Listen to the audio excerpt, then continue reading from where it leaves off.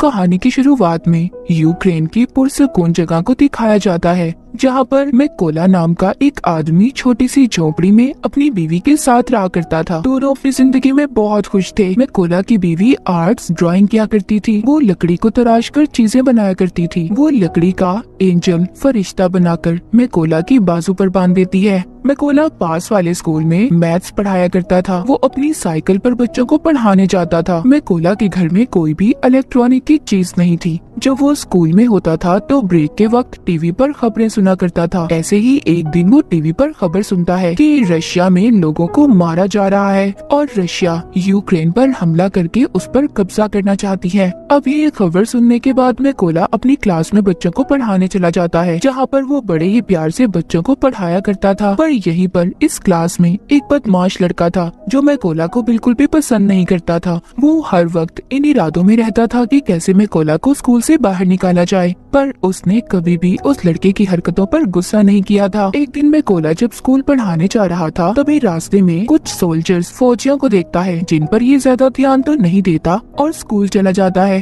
पर जैसे ही ये स्कूल आता है तो देखता है सारा स्कूल खाली था। तब ये टीवी पर खबर सुनता है कि रशियन आर्मी यूक्रेन में घुस चुकी है और यहाँ पर कब्जा करना चाहती है। अब मैकोला को समझ आती है जो इसने रास्ते में फौजी देखे थे वो रशिया के थे। पूरे मामले को देखते ही ये फौरन से अपने घर की तरफ भागता है, क्योंकि उसकी बीवी घर पर अकेली थी। मगर अब बहुत देर हो चुकी थी। जब ये घर पहुंचता है तो देखता है रशियन फौजी उसकी बीवी को मार रहे थे। और जब मैकोला अपनी बीवी को बचाने की कोशिश करता है, फौजी उसे भी पकड़कर मारने लगते हैं। मैकोला उनसे कहता है, प्लीज मेरी बीवी को मत मारो, वो माँ बनने वाली है। पर वो कुछ भी नहीं सुनते और उसके घर को आग लगाकर जाने लगते हैं। अपने घर को जलता देखकर उसकी बीवी जैसे ही उठकर उन फौजियों पर पत्थर मारने लगती है तो एक रशियन फौजी उस पर गोली चला देता है, जिसकी वजह से मैकोला की बीवी मर चुकी थी। मैकोला अपनी बीवी की लाश के पास बैठकर जोर जोर से रोता है। तभी तो यूक्रेन के फौजी आते हैं। वो उसकी पहचान करने के बाद उसकी बीवी की मौत पर बहुत अफसोस कर रहे थे और उसकी बीवी के लिए कब्र खोदकर मैकोला से कहते हैं कि अपनी बीवी को यहाँ पर दफना दो। अब मैकोला अपनी बीवी को दफनाकर अपने घर को देख रहा था। रशियन फौजियों ने उसकी बीवी को भी मार दिया था और उसके घर को भी जला दिया था, इसीलिए अब वो बदले की आग में जल रहा था। वो रशियन फौज से बदला लेना चाहता था, इसीलिए अब वो यूक्रेन के फौजियों से कहता है कि प्लीज मुझे भी आर्मी में शामिल कर ले, मैं भी फौजी बनना चाहता हूँ। ये सुनकर वो फौजी मैकोला को अपने साथ ले गए थे, पर जाने से पहले मैकोला अपने पास लकड़ी का एंजल रख लेता है जो उसकी बीवी ने उसकी हिफाजत के लिए बनाया था। जब ये बेस पर आता है तो यहाँ के कमांडर इसको आर्मी में शामिल नहीं करते, कहते हैं कि क्या पता ये कोई जासूस भी हो सकता है। पर मैकोला कमांडर को बताता है कि रशिया की फौज ने मेरी आंखों के सामने मेरे घर को जला दिया और मेरी बीवी को भी मार दिया, इसीलिए मेरे पास जीने की अब कोई वजह नहीं है। मैं रशिया की फौज को मार कर ही सुकून का सांस लूंगा। मैं अपने मुल्क को बचाऊंगा ताकि रशिया की फौज यहाँ पर किसी और के घर को ना उजाड़े। ये सुनकर कमांडर मैकोला को आर्मी में शामिल करने के लिए तैयार हो गया था। उसकी ट्रेनिंग अब शुरू हो जाती है। मैकोला को बंदूक के बारे में कुछ भी नहीं पता था। जब सभी फौजी बंदूक को असेंबल कर रहे थे, उनके हिस्सों को जोड़ रहे थे, तो मैकोला उनके सामने सबसे ज्यादा देर में बंदूक को असेंबल करता है, जिससे सभी फौजियों को ये लग रहा था कि मैकोला कभी भी अच्छा फौजी नहीं बन पाएगा। मगर मैकोला अपनी सारी जान अपनी ट्रेनिंग पर लगा रहा था ताकि वो अच्छे से अच्छा फौजी बन सके। एक दिन ऐसे ही जब वो ट्रेनिंग कर रहा था तो अपने सीनियर से कहता है कि मुझे मैकोला कहकर मत बुलाएं, मुझे रेविन कहें। तभी उसके सीनियर उस पर हंसने लगते हैं, कहते हैं खुफिया नाम ऐसे ही किसी को नहीं मिल जाते, उसके लिए इंसान को मेहनत करना पड़ती है।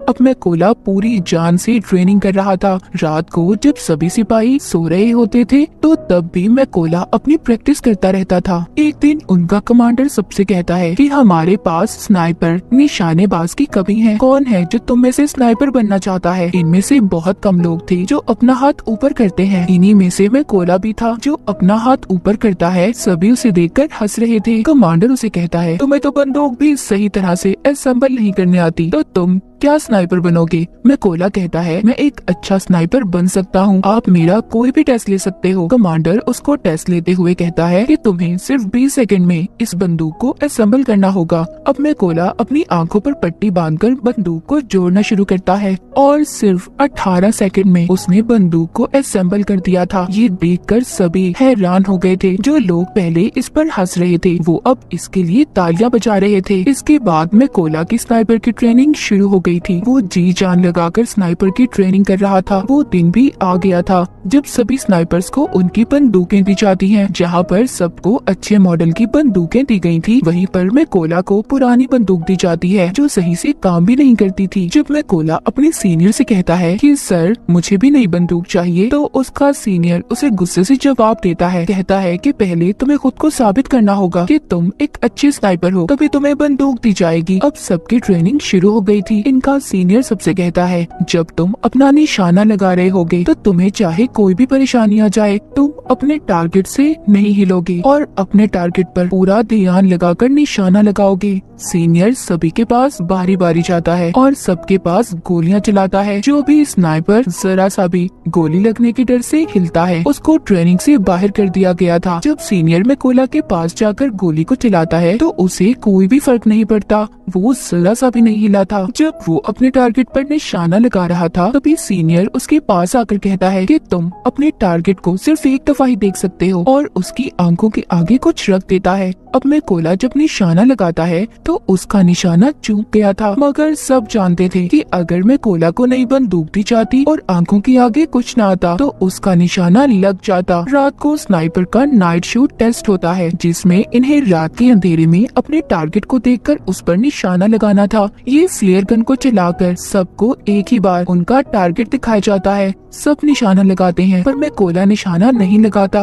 वो अपने दिमाग में फासले को देखकर मीटर का अंदाजा लगाकर फिर निशाना लगाता है जिससे उसका निशाना बिल्कुल ठीक लगता है, जो आज तक किसी ने नहीं किया था। वो मैकोला ने कर दिखाया था। सबका अब रिजल्ट आ चुका था। सीनियर मैकोला को सैल्यूट करता है और कहता है तुम पास हो चुके हो। जिसके बाद कर्नल मैकोला से कहते हैं अपने सभी जरूरी सामान को पैक कर लो, तुमने एक जरूरी मिशन पर जाना है। मैकोला का पहला मिशन ये था कि पास ही एक चेक पॉइंट पर रशियन आर्मी ने कब्जा किया हुआ था जिसको इन लोगों ने उनसे छुड़वाना था। मैकोला अपने साथियों के साथ उस जगह पर पहुंच जाता है। इन सबको एक एक टारगेट दिया गया था। सभी अपनी पोजीशंस ले लेते हैं जहां पर बैठकर इन्होंने निशाना लगाना था। जब ये इन पर शूट करने वाले थे तो देखते हैं एक गाड़ी चेक पॉइंट की तरफ जा रही थी। कर्नल सबको गोली चलाने से मना करते हैं। वहीं पर रशियन आर्मी गाड़ी को रोक लेती है जिसमें एक कपल कहीं पर जा रहा था। रशियन आर्मी ने उन लोगों का पासपोर्ट ले लिया था और उन्हें काफी बुरी तरह से मारने लगते हैं। ये देखकर कर्नल सभी स्नाइपर को गोलियां चलाने का कहता है और एक ही झटके में सभी स्नाइपर रशियन आर्मी को मार गिराती है। इनका पहला मिशन पूरा हो गया था। ये सभी खुशी खुशी अपने बेस पर वापस आ गए थे। जब मैकोला अपने बाकी साथियों को देखता है तो वहाँ पर कोई भी नहीं था। उसे पता चलता है कि वो दूसरे मिशन पर है। मैकोला को ये भी पता चल गया था कि उस मिशन में इसके बहुत से साथी भी मर गए हैं और उन सबको एक ही रशियन स्नाइपर ने मारा है जो रशियन आर्मी का सबसे बेहतरीन स्नाइपर है। कुछ दिन के बाद इनका दूसरा मिशन भी शुरू हो गया था। ये सभी उस जगह पर पहुंच जाते हैं जहां पर रशियन आर्मी कब्जा करने वाली थी। सबसे पहले मैकोला हर जगह पर अपने साथियों के साथ बॉम्ब लगा देता है और फिर घास में छुपकर रशियन आर्मी का इंतजार करने लगता है। कुछ वक्त के बाद रशियन आर्मी उधर आने लगी थी। तभी मैकोला देखता है उन रशियन फौजियों में मैकोला का एक स्टूडेंट भी था जो स्कूल में इसे परेशान किया करता था। ये वही बदमाश लड़का था और अब वो रशियन आर्मी में शामिल हो चुका था। जैसे ही कर्नल इन्हें शूट करने का कहते हैं तो मैकोला थोड़ा सा घबरा गया था क्योंकि ये अपने स्टूडेंट को मारना नहीं चाहता था, पर फिर भी ये अपने सभी जज्बात को साइड पर रखकर गोली बॉम्ब वाली जगह पर चला देता है जिससे बहुत बड़ा धमाका होता है। सभी रशियन फौजी मारे जा चुके थे। बाद में कर्नल जब मैकोला के पास आते हैं तो पूछते हैं तुम क्या सोच रहे थे। मैकोला बताता है कि उन रशियन फौजियों में मेरा एक स्टूडेंट भी था। कर्नल कहते हैं कि वो उस लड़के ने चुना है कि वो गद्दारों में शामिल हो गया, इसीलिए तुम्हें उसके लिए बुरा मानने की जरूरत नहीं है। इसके बाद ये वापस से बेस पे आ चुके चुके थे। कर्नल ज्यादातर अपना वक्त अब मैकोला के साथ ही गुजारते थे, क्योंकि अब कर्नल पूरी तरह से मैकोला पर यकीन करने लगे थे। कर्नल मैकोला को बताते हैं कि मेरी 2 बेटियां हैं और उन्हें नहीं पता कि मैं आर्मी में कर्नल की पोस्ट पर हूँ। उनको मैं ये कह कर आया हूँ कि मैं बहुत बड़ा बिजनेस करता हूँ और मेरी बीवी ने भी मेरी बेटियों को नहीं बताया। ये सुनकर मैकोला भी अपनी बीवी की कर्नल को आखिरी निशानी दिखाता हुआ काफी दुखी हो जाता है।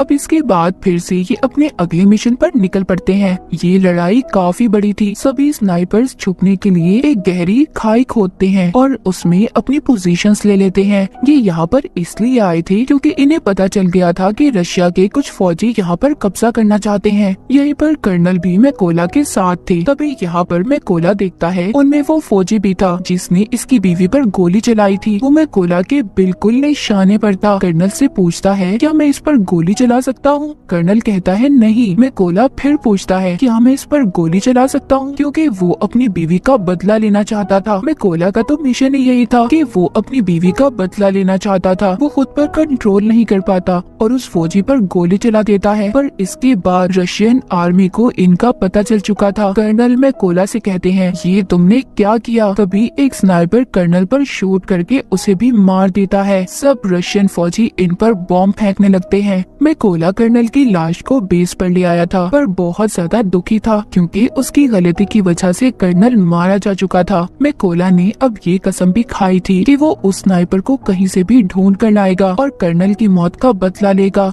इसलिए वो अगले मिशन के लिए अकेला ही निकल गया था। उसको उस स्नाइपर की जगह के बारे में भी पता चल जाता है। वो अब अपने टारगेट को फिक्स करके एक स्नाइपर को मार गिराता है, पर वहाँ पर एक स्नाइपर मैकोला पर गोली चला देता है जो उसको लगती तो रही, पर वो जख्मी हो गया था। लेकिन स्नाइपर को भी मैकोला ने मार दिया था। अब क्योंकि वो जख्मी था इसलिए खुफिया जगह पर जाकर अपने जख्म के ठीक होने का इंतजार करने लगता है। तभी उसे अपने हेड की कॉल आती है जो बताते हैं कि हमें उस स्नाइपर का पता चल चुका है जिसने कर्नल को मारा था। तुम जल्दी से बेस पर आ जाओ। मैकोला अब बेस पर आ चुका था। जब इनकी ट्रेनिंग शुरू होती है तो इन्हें बताया जाता है कि वो स्नाइपर बहुत ही खतरनाक है। उसका निशाना आज तक गलत नहीं लगा। हेड यहाँ पर ये भी बताते हैं कि वो पहले यूक्रेन के फौजियों को मारता है, फिर उनकी वीडियोस बनाकर इंटरनेट पर डालता है ताकि यूक्रेन आर्मी हार मान ले। हेड बताते हैं कि हम 2 ग्रुप्स में जाएंगे। बिल्डिंग के अंदर वो स्नाइपर है, हम वहाँ पर जाकर उन पर हमला करेंगे। तभी मौके का फायदा उठाकर मैकोला उस स्नाइपर को मार देगा। प्लान बन जाने के बाद ये सब लोग ऐसा ही करते हैं। सभी उस जगह पर जाकर अपनी अपनी पोजीशंस ले लेते हैं और ये रशियन का ध्यान भटकाने में कामयाब हो जाते हैं। और मैकोला इसी बात का फायदा उठाकर अंदर जाकर रशियन स्नाइपर को मार देता है। मैकोला अपने साथियों से कहता है कि मेरा रास्ता साफ कर दो। ये सुनकर सभी मैकोला के साथी रशियन आर्मी पर गोलियां चलाकर उन्हें मार देते हैं। अब अंदर जो स्नाइपर छुपकर बैठा था जिसको मैकोला मारने आया था, वो सोचता है कि कोई भी फौजी उसकी बात का जवाब नहीं दे रहा। जब ये ऊपर छत पर चेक करने जाता है तो वहाँ पर जो रशियन स्नाइपर था वो मर चुका था। ये देखकर वो वापस से अपने पोजीशन पर आ जाता है। जब वो सामने मैकोला की बीवी का बनाया हुआ एंजल देखता है तभी मैकोला ऊपर से छलांग लगाकर उस स्नाइपर को मार देता है। जब दूसरे स्नाइपर को थोड़ी आवाज आती है तभी मैकोला उसके पास भी एक बॉम्ब फेंकता है और उस स्नाइपर का काम भी तमाम हो चुका था।